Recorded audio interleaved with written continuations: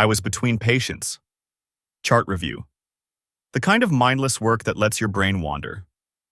My phone rang. Dad's name on the screen. We hadn't spoken in 18 months. Not since I'd told him to stop calling. I almost didn't answer. But I'm a doctor, pulmonologist. I save people who can't breathe. It's literally my job. So I answered. Ethan. His voice was wrong, strained, breathless. Chest pain. I recognized the symptoms immediately. Left-sided chest pain, shortness of breath, classic presentation. Call 911, I said calmly. I did. They're coming. But please, I need you. You need the ambulance. They'll be there in 6 to 8 minutes. Ethan, please, I'm scared. I think I'm dying. I leaned back in my office chair, looked at the degrees on my wall, the certifications, the proof that I'd made something of myself despite him. You're scared? I asked. Interesting. What? He was gasping now, real fear in his voice. Do you remember October 14th, 2016? What are you… Ethan, I don't have time. Answer the question. October 14th, 2016. Do you remember that date? No, I don't know, please. I was 16. I had an asthma attack, severe bronchospasm, complete airway obstruction. I turned blue, passed out on the living room floor. You were home. You watched it happen. Silence. Just his labored breathing. Cameron said I was faking for attention. You believed him. Mrs. Chen called 911. The paramedics said 2 more minutes and I'd be dead. That was different. Different how? I'm having a heart attack. And I was suffocating. But you didn't care then. Ethan, please, I'm begging. You know what you said to me in the hospital? My voice was perfectly calm, clinical. The voice I used to deliver bad news to families. You said, glad you're okay. Not, I'm sorry. Not, I should have believed you. Just, glad you're okay. I was wrong, okay? But I need help now. So did I. Ethan, you're faking for attention.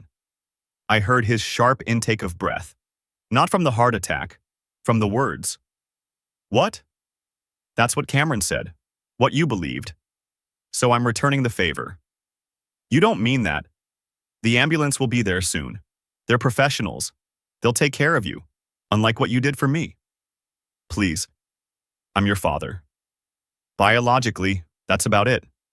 Good luck, Dad. I hung up, set my phone face down on my desk, stared at the wall for exactly 30 seconds. Then I went back to my chart review. Because some lessons take 12 years to deliver. But they're worth the wait. Let me tell you about October 14th, 2016. The day I learned that family isn't defined by blood. It's defined by who shows up when you're dying. I was 16, junior year of high school. Mom had died when I was 10. Car accident. After that, it was just Dad, my older brother Cameron, and me. Except it really wasn't the 3 of us. It was Dad and Cameron. And also me, separately. Like an accessory they'd forgotten about. Cameron was 19. Home from State University on fall break. Full-ride football scholarship. Dad's pride and joy. The golden child who could do no wrong. I was the other one. The asthmatic kid. The burden. The one who developed severe asthma after Mom died and never quite recovered. Dad had remarried by then. Linda. She was nice enough but made it clear her priority was Cameron, her stepson, the football star. Not me, the sick kid who needed expensive medications and frequent doctor visits. I'd had asthma since I was 8, but it got worse after Mom. Stress-induced, the doctor said. I was on daily medications. Carried a rescue inhaler everywhere. Everywhere except that Tuesday. October 14th, 2016. I came home from school around 3:45 p.m. Dad's truck was in the driveway. He worked from home on Tuesdays. Work, being a generous term for whatever he did on his laptop between Fox News segments. Cameron was at football practice, or so I thought. I had homework, English essay about The Great Gatsby. I sat up at the dining room table. Dad was on the couch, beer in hand. 4:47 p.m. on a Tuesday. This was normal. Hey, Dad. Eyes on the TV, that was our relationship, had been for years. I started writing my essay, got maybe 3 paragraphs in when I felt it. The tightness in my chest. If you've never had asthma, it's hard to explain. It's not like being out of breath from running. It's like someone sitting on your chest while you try to breathe through a coffee stirrer. Your lungs just forget how to work. I reached for my backpack. My inhaler should have been in the front pocket. It wasn't there. I'd used it during gym class. Must have left it in my locker. The tightness got worse. That distinctive wheeze starting deep in my chest. I went to my bedroom. I kept a backup inhaler on my nightstand. Empty. I'd been meaning to refill it.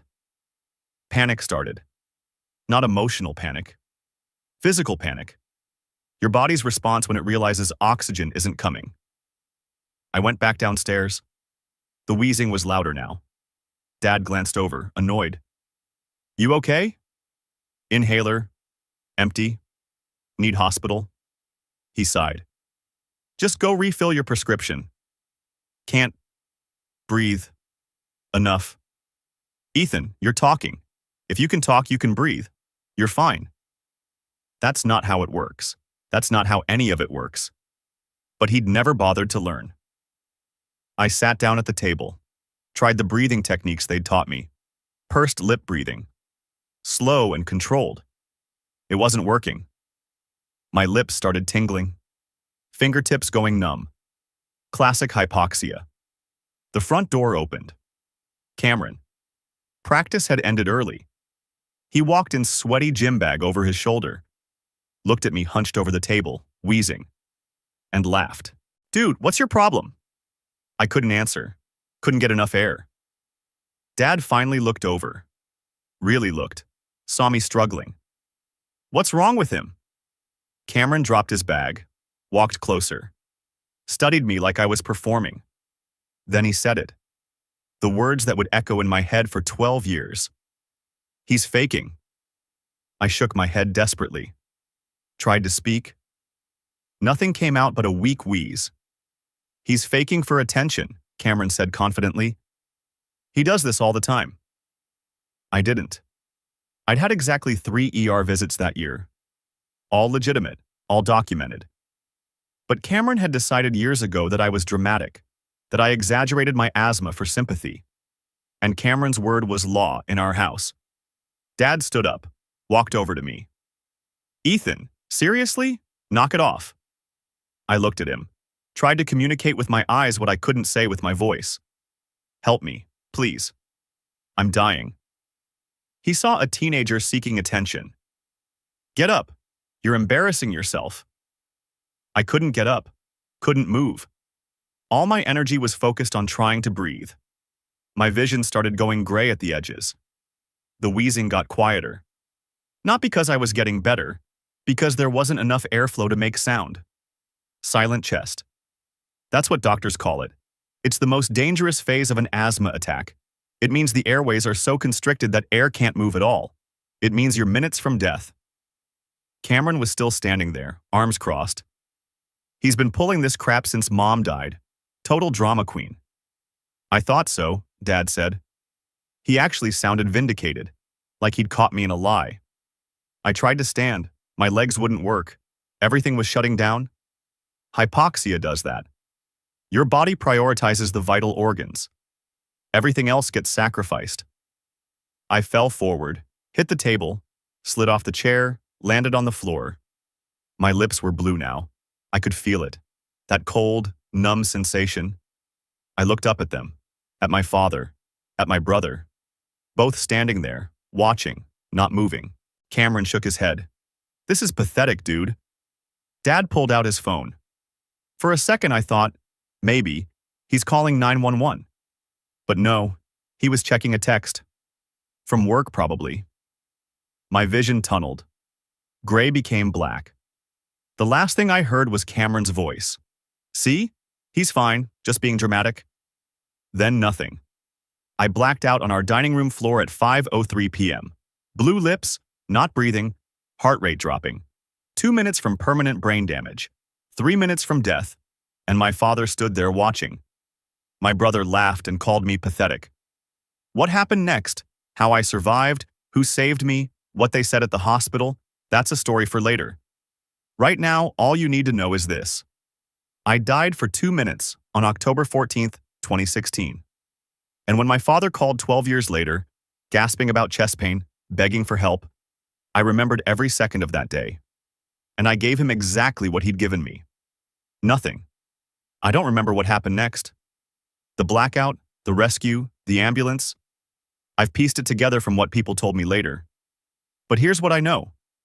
At 5:03 p.m., I stopped breathing on my dining room floor. At 5:04 p.m., Mrs. Chen saved my life. She was our next-door neighbor. 62, retired nurse. Walked her Pomeranian, ridiculous dog named Butterscotch, past our house every evening at 5 p.m., like clockwork. That day, she glanced through our living room window, saw me on the floor, blue lips, not moving, saw Dad and Cameron just standing there. She didn't knock, didn't hesitate, just opened our front door and ran in. "What are you doing?" Dad turned, confused. "Oh, hi, Mrs. Chen. He's not breathing." She dropped to her knees beside me, checked my pulse, my airway. "Call 911, now." Cameron started to say something, probably another comment about me faking, but she cut him off. "He is blue. Call 911 or I will." She pulled out her phone, called herself while Dad just stood there. 911, what's your emergency? 16-year-old male, severe asthma attack, unresponsive, cyanotic, not breathing. 447 Maple Street.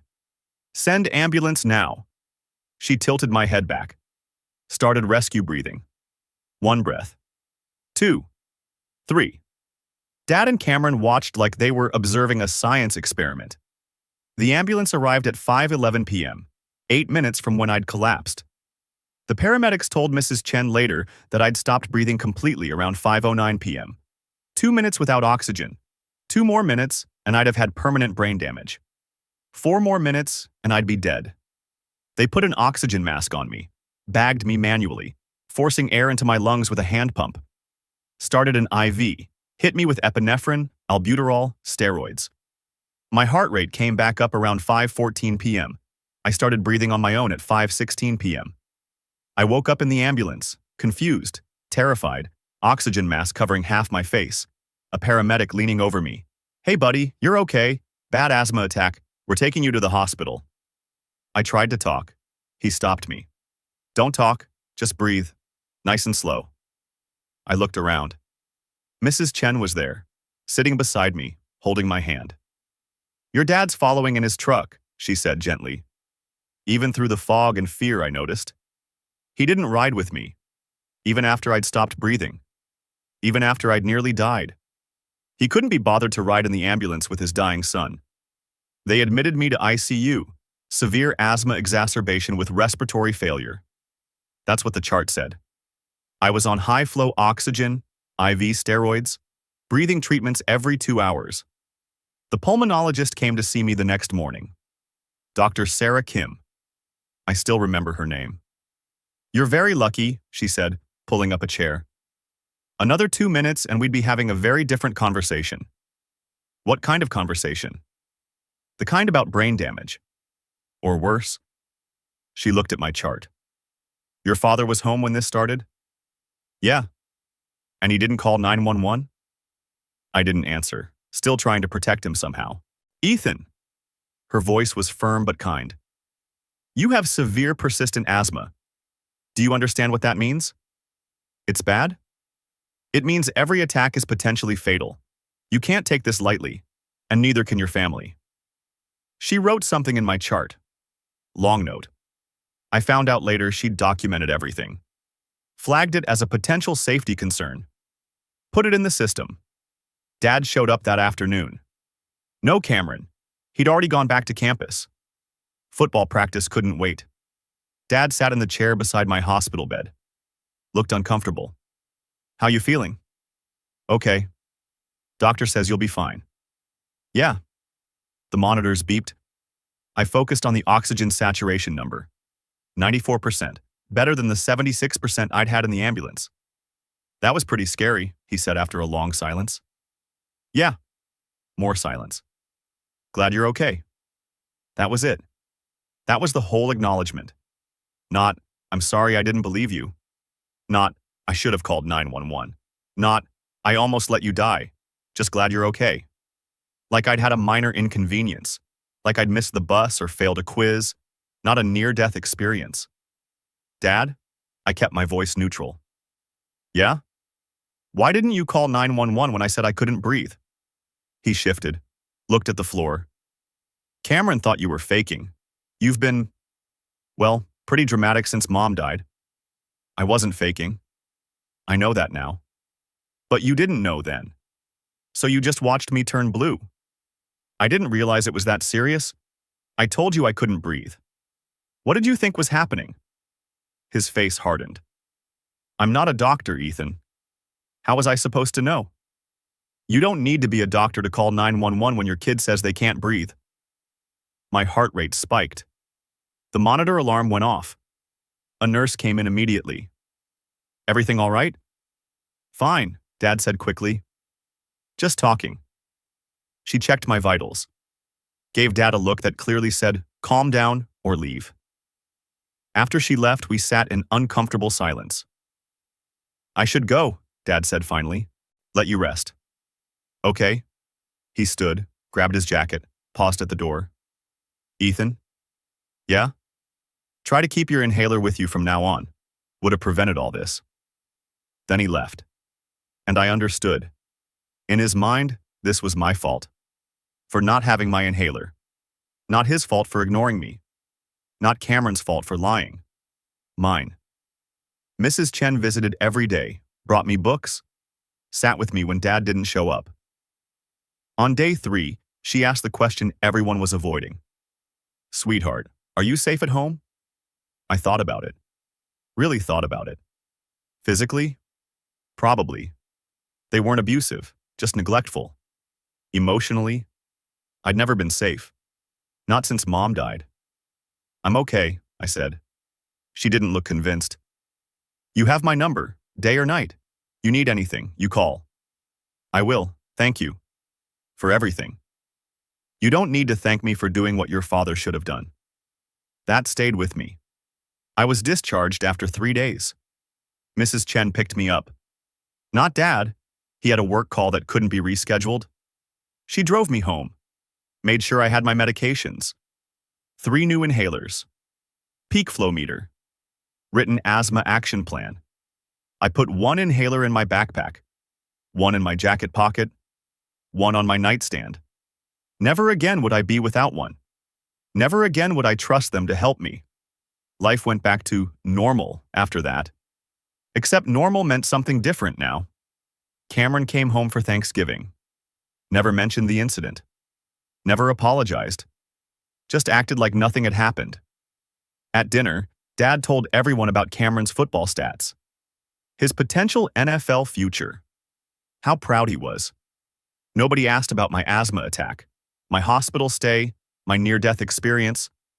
It was like it never happened. Christmas was the same. Big celebration for Cameron's semester. His 3.2 GPA was incredible. My 3.8 GPA got a, "That's nice, honey," from Dad's new wife, Linda. I stopped trying to participate in family conversations. Just sat there. Ate. Left. Nobody noticed. I graduated high school in June 2017. No party, no celebration. Cameron had graduated college that same month. Full family trip to state, hotel rooms, dinner, photos. For my graduation, Dad showed up to the ceremony, took 1 photo, left before the reception. Congrats, kiddo. Proud of you. Gotta get back for a work thing. There was no work thing. He just didn't want to be there. I'd gotten into a decent state school, not Ivy League, not prestigious, but good. And I'd gotten some financial aid. Dad's contribution to my college fund, $0. You'll figure it out, he said.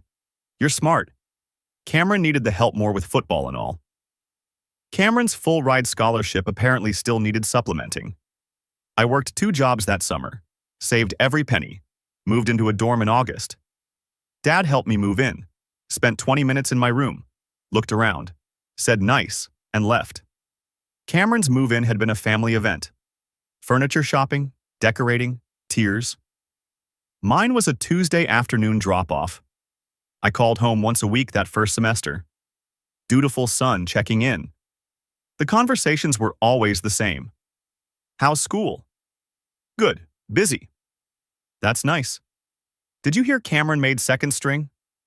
Always about Cameron. By sophomore year, I called once a month. By junior year, only on holidays. I changed my major to biology, pre-med track. Decided I wanted to be a pulmonologist, not just to help people, but to understand. To never be that helpless 16-year-old again.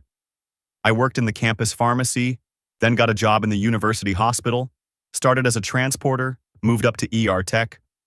I saw things. Parents rushing in with sick kids, terrified, crying, begging for help. That's what parents do, not what mine did. One night, a 14-year-old came in. Asthma attack. Bad one. Blue lips. His parents were screaming for help. Holding him. Sobbing. We got him stable. Albuterol. Oxygen. Steroids. The dad kept saying, "Thank you," over and over. Crying. Hugging his son. I went to the break room after and cried. Because that's what it should have looked like. That's what my dad should have done. But didn't. Senior year, I applied to medical schools. Got into a good program. Not Harvard, but respected. I texted Dad. Got into med school. His response came 3 hours later. That's great. Listen, can you call Cameron? He's upset about getting cut from the practice squad. Needs some support. I stared at that text for a long time. Then I didn't call Cameron. Didn't tell Dad which school I'd chosen. Just stopped trying. Medical school was brutal.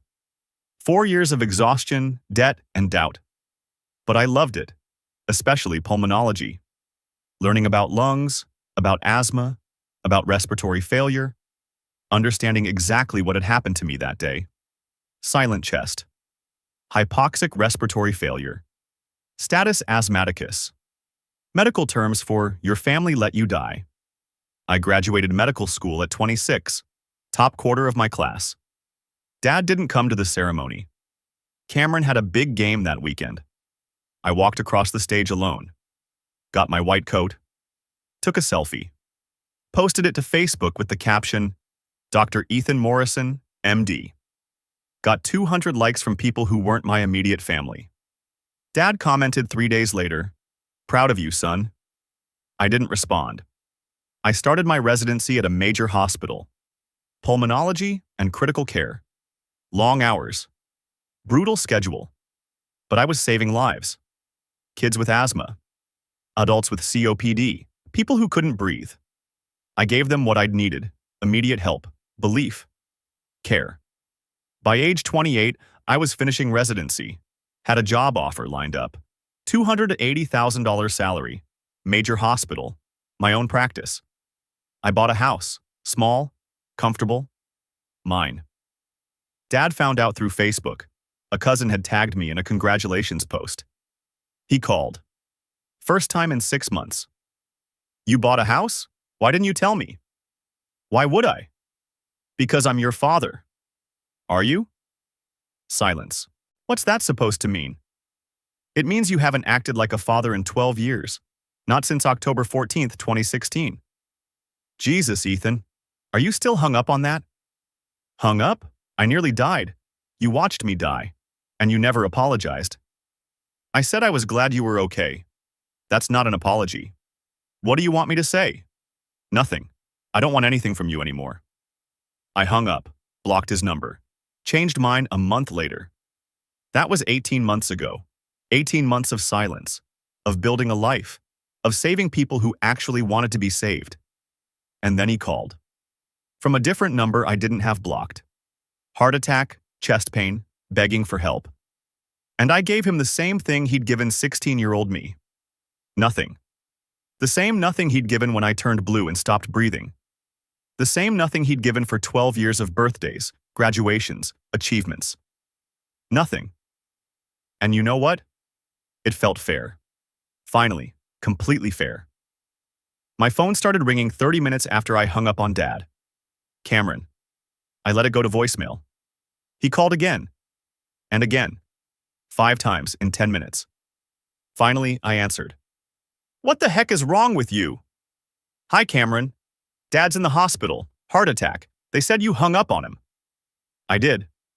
He could have died. I let that hang in the air for a moment. The irony was too perfect. So could I. October 14th, 2016. What? What are you talking about? My asthma attack. The one where I stopped breathing. Where you told Dad I was faking for attention. Silence. Then, that was 12 years ago. And I remember every second. Do you? I was a kid. You were 19. Old enough to know the difference between faking and dying. This is different. This is real. Dad's in the ICU. My asthma was real. My blue lips were real. My stopped breathing was real. You just didn't care. You're being insane right now. Am I? Or am I being exactly as caring as you were when I was 16? He's our father. He's the man who watched me suffocate and did nothing. That's what he is. You're a doctor, Cameron's voice cracked. You're supposed to help people. I help people who deserve help. People who would help their own kids. I can't believe you. I can't freaking believe you. He could have died because you... He didn't die. The ambulance got there. Just like it got to me. No thanks to either of you. I heard him breathing hard on the other end, trying to process, failing.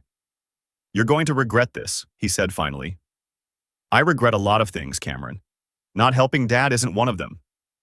I hung up, blocked his number too. 40 minutes later, Linda called. Dad's wife, Cameron's mother. The woman who'd been around since I was 13 and never once asked how I was doing. How dare you? She was screaming. Actually screaming. Your father is in ICU and you refuse to help him? Hi, Linda. Don't you hi Linda me. What is wrong with you? Is Dad conscious? What? Is he conscious? Yes, but that's not the... Then he's doing better than I was when he ignored me.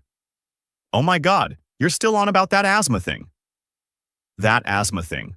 Like it was a minor inconvenience. That asthma thing nearly killed me. Dad watched it happen. So did Cameron. Neither of them called 911. You were being dramatic. Cameron said, Cameron was wrong. The medical records prove it. Respiratory failure, ICU admission, 2 minutes without oxygen. Want to see the documentation? She didn't have an answer for that. Your father is in the hospital, she said, voice shaking. He's scared. He's asking for you. And you won't even come? He was home when I stopped breathing. I was scared. I was dying. He told me to stop being dramatic. That's completely different. How? Because he's actually sick. You were just having an asthma attack. I almost laughed. An asthma attack that stopped my breathing. That's not just anything. You're being cruel and petty, and I don't even recognize you anymore. Good. The person you knew spent years trying to earn your attention. This person knows better. We loved you. We treated you like family. You treated Cameron like family. You treated me like an inconvenience with a prescription drug problem. How dare you? I have to go, Linda. I have actual patients to see. People who appreciate being saved. I hung up. The phone rang again immediately. I turned it off. I went back to work. Saw 3 patients that afternoon. All routine. Asthma follow-ups. Med adjustments.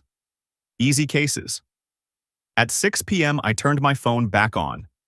17 missed calls. 23 text messages. And 1 notification that made me pause. Cameron had posted on Facebook. I opened it. The post was public. Posted 2 hours ago. Already had 43 comments. My brother Ethan is a doctor. Today our father had a heart attack. Ethan refused to help. Hung up on him. Wouldn't even come to the hospital. What kind of doctor does that? What kind of person does that? I stared at the screen. He'd actually done it. Put me on blast publicly. The comments were rolling in. That's horrible. Doctors take an oath. Your poor father. What's wrong with your brother? Then I scrolled down. Someone I didn't recognize had commented, maybe ask Cameron why his brother won't help. Cameron had replied, there is no excuse for this. The stranger responded. Really? Want to tell everyone what happened on October 14th, 2016? I looked at the profile. Rachel Chen. Mrs. Chen's granddaughter. We'd been friends in high school. She'd posted a follow-up comment. Since Cameron won't tell you, when Ethan was 16, he had a severe asthma attack. Stopped breathing, turned blue. Their dad was home. Cameron told their dad Ethan was faking for attention. Dad believed him. Neither called 911. My grandmother, their neighbor, saw through the window, ran over, called 911, and did rescue breathing. Paramedics said 2 more minutes and Ethan would be dead. Cameron and his dad just watched, never apologized. But sure, Ethan's the bad guy here. The comments shifted immediately. Holy cow, is this true? Cameron, what the actual… You let your brother almost die? I sat there, phone in hand, watching it unfold. Part of me wanted to delete Facebook, stay out of it. But another part, the part that had been silent for 12 years, wanted to speak. I opened the comment section, started typing. Since this is apparently public now, yes, what Rachel said is true. I have the medical records to prove it. October 14th, 2016. Severe asthma exacerbation with respiratory failure. ICU admission. Here's what happened. I laid it out, clinically, factually. Empty inhaler. Asked Dad for help. Cameron said I was faking. Dad believed him. I passed out. Mrs. Chen saved me. Dad's hospital comment. Glad you're okay. No apology, ever. Then I added, when Dad called today having a heart attack, I told him the same thing Cameron told him about me. You're faking for attention. Then I hung up. The ambulance got there. He's fine, just like I was fine. No thanks to either of them. I posted it. Then I did something I'd been keeping for 12 years. I uploaded a photo, the discharge papers from 2016, with the diagnosis, the severity markers, the documentation, and a photo of the 3 inhalers they'd sent me home with, the ones I still kept in a drawer. Captioned, evidence. The post exploded. Within an hour, it had 200 comments, then 500. Then someone shared it, then someone else. By 8 p.m., it had been shared 300 times. The comments were overwhelmingly on my side. Holy cow, your family is toxic. Cameron, you should be ashamed. This is horrifying. Ethan, you did the right thing. Family isn't an excuse for abuse. But some defended them. Family forgives. 2 wrongs don't make a right. You're a doctor, you should help regardless. I responded to 1. I help people every day. People who would help their own children. People who call 911 when someone says they can't breathe. People who apologize when they're wrong. My father is none of those things. Cameron tried to delete his original post. Too late. Screenshots everywhere. He posted again. This is a private family matter. Ethan is twisting things. Our dad made a mistake 12 years ago. He's sorry. Stop attacking our family. I commented. He's never apologized. Not once. Not in 12 years. He blamed me for not having my inhaler. But sure, he's sorry now that he needs something. Rachel commented again. I was there at the hospital. I visited Ethan every day. Your dad came once. You didn't come at all. You were too busy with football. Don't rewrite history. The family group chat, the one I'd muted years ago, was losing its mind. Aunt Marie. What is happening? Uncle Tom. Ethan, is this true? Cousin Jessica. I had no idea. Dad's sister sent me a private message. Ethan, I'm so sorry. We didn't know. Your father told us you were fine, that it was just a minor attack. We had no idea you almost died. I responded, because nobody asked. Nobody checked. Everyone just believed Dad. By 10 p.m., Cameron had deleted all his posts, but the damage was done. The screenshots were everywhere. Someone had even made it into a Reddit thread. My phone wouldn't stop buzzing. Texts from relatives I hadn't spoken to in years. Is this real? Did your dad really let you stop breathing? Why didn't you tell anyone? I turned off my phone again, sat in my quiet house, alone, and felt nothing. Not satisfaction, not anger, not vindication, just exhaustion. The truth was out there now, after 12 years. But it didn't change anything. Dad was still in the hospital. Still alive. Still hadn't apologized. Cameron was still making excuses. Still defending him. And I was still the son who'd been told he was faking while he died. The next morning, I got an email. From a lawyer. Subject: defamation concern. I opened it. It was from Dad's attorney, threatening legal action for public defamation and intentional infliction of emotional distress. I forwarded it to my own lawyer, a friend from med school who specialized in medical malpractice. She called me 20 minutes later. "Ethan, this is bullshit. You posted medical facts. You have documentation. This isn't defamation, it's truth. Do you want me to respond?" "Yeah. Tell them I have 12 years of medical records, hospital documentation, witness testimony from Mrs. Chen, and I'm happy to make all of it public if they want to pursue this." "You got it." She sent a response that afternoon. I never heard from Dad's lawyer again. But I did hear from someone unexpected. Dr. Sarah Kim, the pulmonologist who'd treated me 12 years ago. She sent a LinkedIn message. "Ethan, I saw the posts circulating. I still have your medical records from 2016. If you need them for anything, let me know. What happened to you was neglect. Borderline criminal. I documented it at the time. I'm so sorry your family failed you. I'm proud of who you've become." I saved that message. Because it was the first time someone from that day had said the words that mattered. Your family failed you. Not, it was a misunderstanding. Not, everyone makes mistakes. Your family failed you. And they did. 3 days after Dad's heart attack, I got a text from an unknown number. "This is your father. I'm being discharged tomorrow. I'd like to talk. Please." I didn't respond. He tried again. "I know you're angry. I understand. But I almost died. Doesn't that matter?" I stared at that message for a long time. Then I typed, "I actually almost died. Didn't matter to you."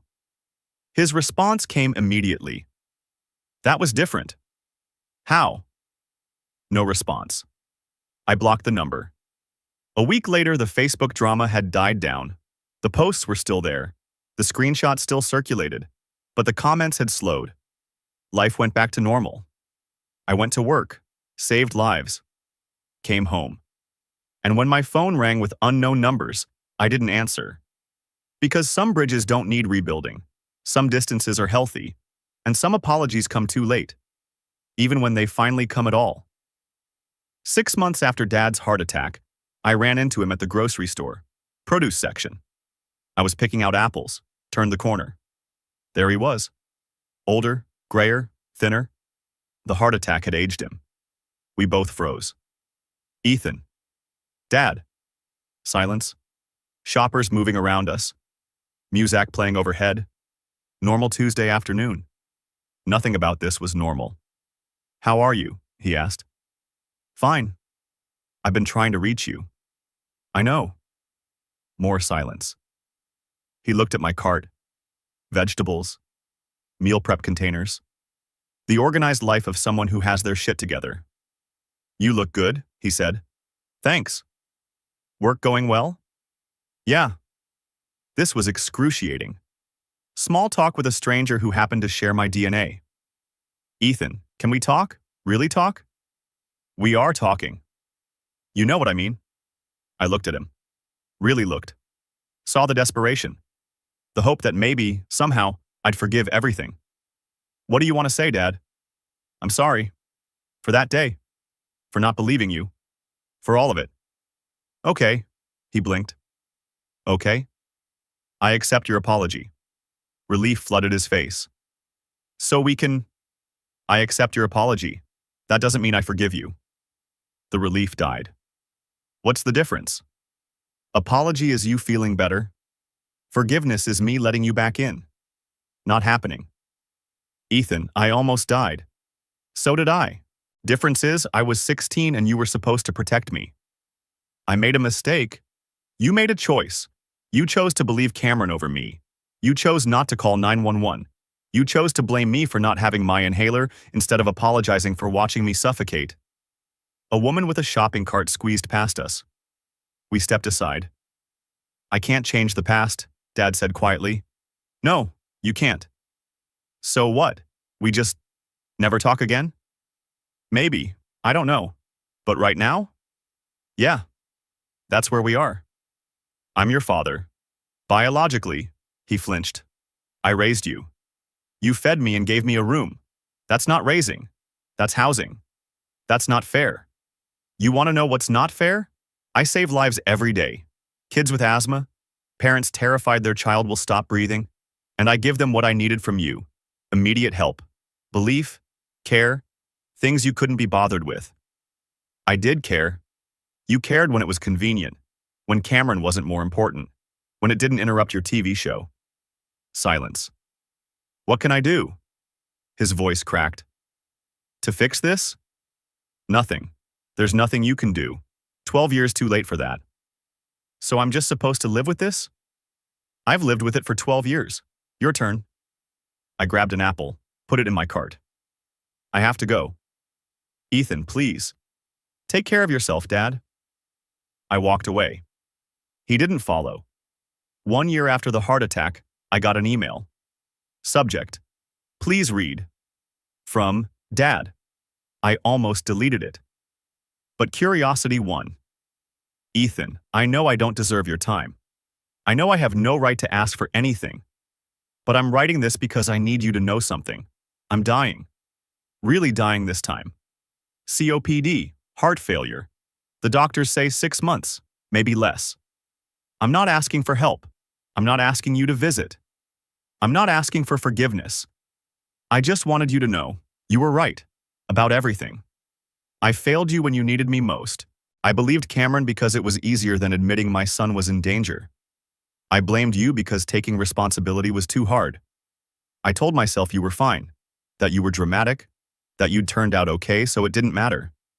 But it did matter. It mattered then, and it matters now. I'm sorry I didn't call 911. I'm sorry I didn't believe you. I'm sorry I never apologized until it was too late. You don't owe me a response. You don't owe me anything. I just needed you to know that I see it now. What I did. What I didn't do. You deserved better. I'm sorry I couldn't be better. Dad? I read it twice. Then I closed the email. Didn't respond. Didn't delete it either. Just left it there. Unread status removed. Acknowledged but not answered. Because some apologies don't deserve responses. Some bridges stay burned. And some distances are exactly right. 18 months after Dad's heart attack, I was at my free asthma clinic. I ran it every other Saturday. Free inhalers, free education, free breathing treatments. For families who couldn't afford the 300 plus for medications. For kids who needed help. For parents who gave a shit. That day, an 8-year-old girl came in. Severe asthma, poor family. Single mom working 2 jobs. The girl was scared, wheezing, confused why breathing was so hard. I knelt down to her level. Hey, I'm Dr. Morrison. I'm going to help you feel better, okay? She nodded. I have asthma too. Had it since I was your age. I know it's scary. But we're going to fix this. I gave her a breathing treatment. Taught her how to use her inhaler. Gave her mom a 6-month supply. Backup inhalers. Peak flow meter. Written action plan. All free. The mom started crying. Thank you. I couldn't afford. I didn't know what to do. You brought her here. That's what matters. You got her help. How much do I owe you? Nothing. This clinic is free. Just make sure she uses her inhaler every day. And if she ever says she can't breathe, you call 911 immediately. Don't wait. Don't second guess. Just call. I will. I promise. They left. The girl breathing easier. The mom relieved. I cleaned up the exam room, restocked supplies. My phone buzzed. Text from an unknown number. I ignored it. Finished my shift. Locked up the clinic. Drove home. At a stoplight, I checked my phone. The text was from Cameron. Dad died last night. Funeral is Saturday. Thought you should know. I stared at the message. Felt nothing. Not grief, not relief, not satisfaction, just nothing. The light turned green. I put my phone down, kept driving, got home, made dinner, watched TV, went to bed. Saturday came. The funeral was at 2 p.m. I worked my clinic that morning, saw 6 patients, saved 3 from ER visits. At 2 p.m., I was teaching a mother how to recognize silent chest in her son. At 3 p.m., I was refilling prescriptions. At 4 p.m., I was locking up. I didn't go to the funeral, didn't send flowers, didn't call Cameron, just went home. Because here's what I'd learned over 12 years. Family isn't who shares your blood. It's who shows up when you're dying. Dad had his chance to show up. He chose not to. So when his time came, I made the same choice. And I slept perfectly fine with that. 2 years after Dad's heart attack, 1 year after his death, I got a promotion. Head of pulmonology. $320,000 salary. My own department. I celebrated with my girlfriend Sarah, ICU nurse. We'd been dating 8 months. She knew the whole story. Dad, Cameron, October 14th, 2016. She'd never pushed me to reconcile. Never said, but he's your father. Just supported my boundaries.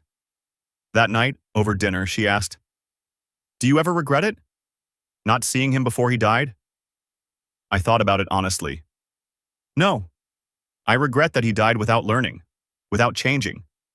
But I don't regret protecting myself. That's fair. He had 12 years to apologize, to acknowledge what he did. He waited until he was dying. That's not remorse. That's fear. You think he was scared?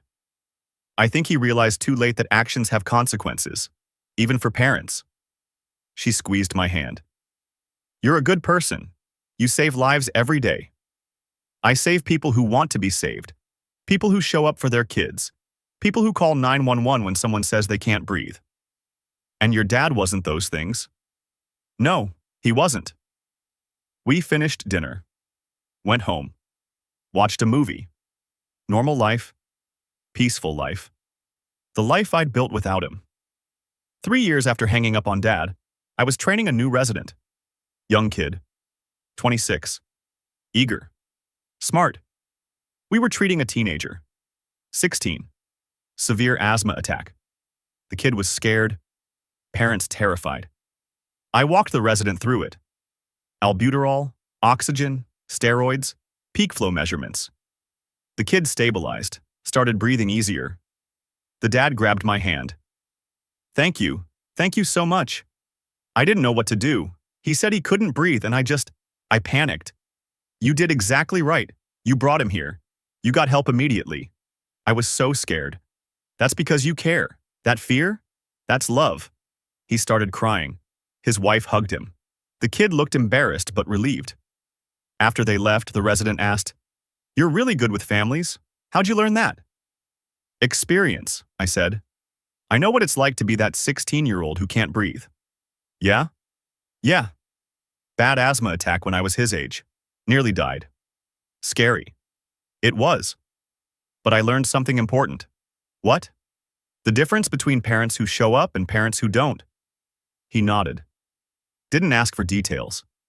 Just understood. We moved on to the next patient. That night, I went home to my house. Small. Comfortable. Peaceful. On my wall.